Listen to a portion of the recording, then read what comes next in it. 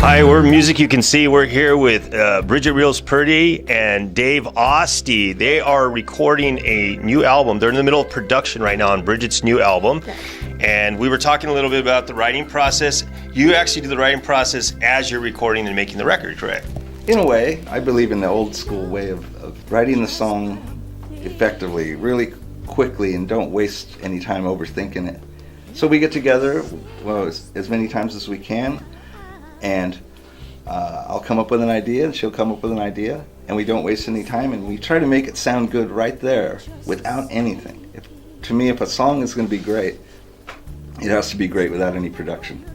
So we start from that point and then we go on. You know what I love is I come to the shack, the Dirtshack, every week or a couple times a week, and I sit down with Dave at that piano, we have a cup of coffee, and we start talking about how's it going. Just our life. Yeah, how's it going? And other people's What's lives. happening? That's kind of how our songs evolve, just through our conversations and dialogue. And what I love about it is it's very real and in the moment. It's perfect for me because I'm just a songwriter basically, and always have been. But growing up in the 70s, everybody's trying to be a rock star. Of course, nobody's going to want to play somebody else's songs. But to me, what they miss is all the big hits were co-written with people.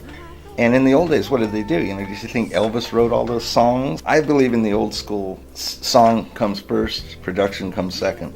I just like to spread this out. This is what, to me, the way you're supposed to do it. The song comes first. And it kind of all launched Brigitte's career out of here, right? Because it was like 2 years ago when you did... Lucille, Don't You Weep. Well, she had a career, of course, before this. But it was the first time I collaborated with somebody who actually did something with it. Here's the difference. People go out and I call it Facebook records. You know, basically everybody in your neighbor, your plumbers are competing with you. And that's fine for vanity records and stuff. But if nobody's going to hear it, you know, it just becomes Facebook world, and that's it. To where I'm used to having actual record deals where it's a commercial venture and it's an actual business like the old days. Mm-hmm. People were really down on having label deals in the old days, but there's a reason for labels. They screen out the junk. They really do. That's why there's 10 zillion songs. You have to go through 10 zillion to find one you can tolerate, because nobody's screening it, you know. Freedom is great. I'm glad there's a level playing field, but there's no screening. That actually empowers the people with money to do more, because that's the difference between Facebook records and really trying to go out there and do it. She goes out and plays. She's playing songs that we co-wrote all over. That helps me. I want to be a songwriter. I want to be the guy nobody knows about that writes songs, and because that's what I think I'm best at. I'm not the best musician or guitarist. I'm the best at writing songs out of nothing. That's my special. And the songwriters really can't hide, because you got Burt Bacharach, who wrote for pretty much everybody back in the 70s, right. All the big hits, but he never really recorded them. Right. The Carpenters did. And, we're just the Rodgers and Hammerstein of blues. That's right. But you know, you both had your respective careers, and then 2 years ago you meet, and somehow your careers go international. How does that happen? Well, I just think quality over quantity, you know, it's definitely. That's my thing. Don't waste it. Life's too short. I'm too old to mess around now. So I just try to write really good songs, and if somebody wants to sing them, that's great. That just helps me. Keeps the art of songwriting alive. I think it's gone to the wayside with the electronics, you know. Yeah, I think after the 70s, let the computer do it, you know. After the 70s, that singer-songwriter died. Yeah. You don't see it much anymore, right. But we do. I'm bringing it back, yeah. Awesome. I believe the minimalist recording approach and everything. I think people got way too reliant on technology. No auto-tune allowed in here in the shack. Brigitte's just supported me. What can I say? Thanks. Oh, thank you. I mean, really, I couldn't have done this without Dave. It was just, one of those things that was just meant to be. My friend Drake Shining, who also collaborates with us and writes with us, he actually had recorded here at the Dirtshack. And I kid you not, I had been pestering him for probably a good 6 months. I want to go to that place. I want to go to that place. And we came in here to do a demo, actually, for you guys. Right. for Music You Can See, and music just kind of we just clicked, and it just evolved from that point on. And I said, okay, well, we wrote a song together. Well, let's put it out there in the world and see what happened.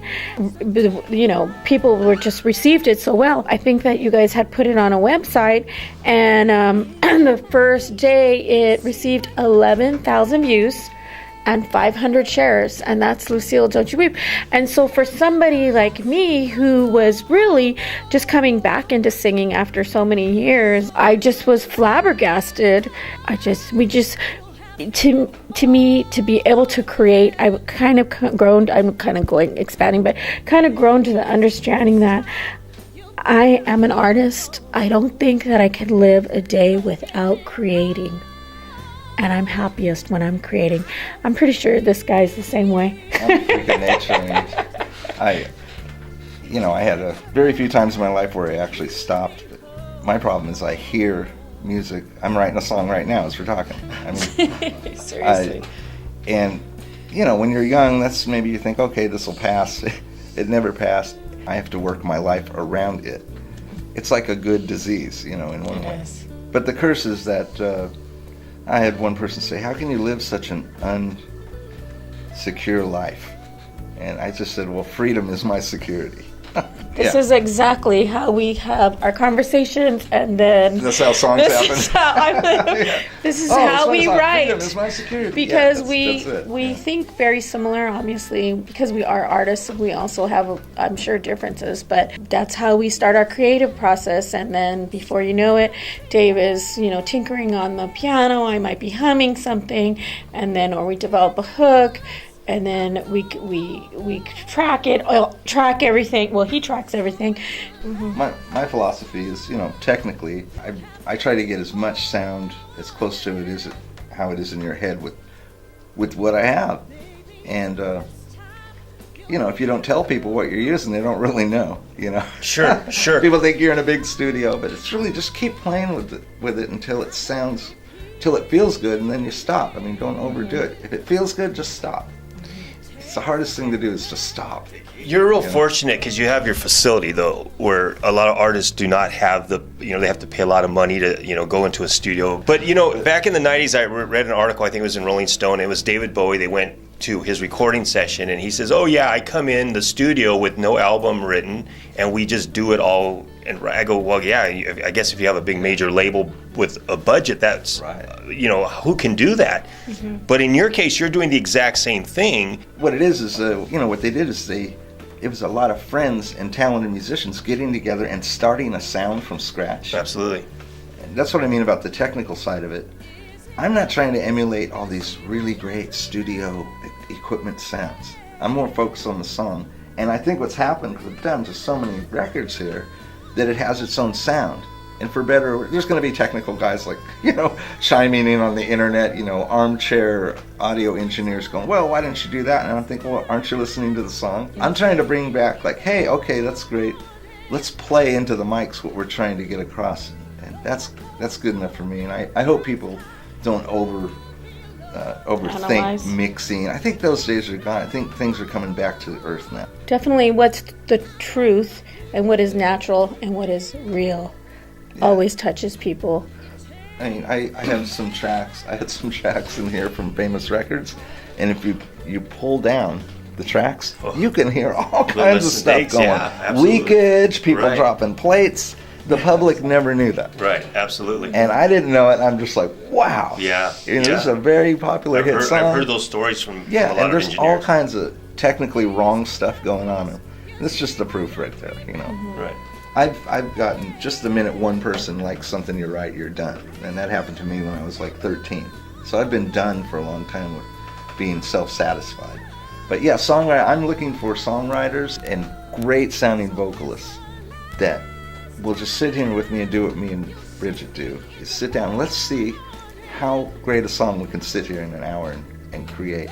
That's going to be the future, of this place. It's a songwriting workshop, but we can also release records. It's been a long morning, and Brigitte had a long night. She played House of Blues last night, and now she has to go sing at an event. So we will wrap up. Awesome. Thank you for having us. All right. Thanks for your time. I appreciate it. Music You Can See, we're at the Dirtshack with Dave and Bridget. It takes a lot of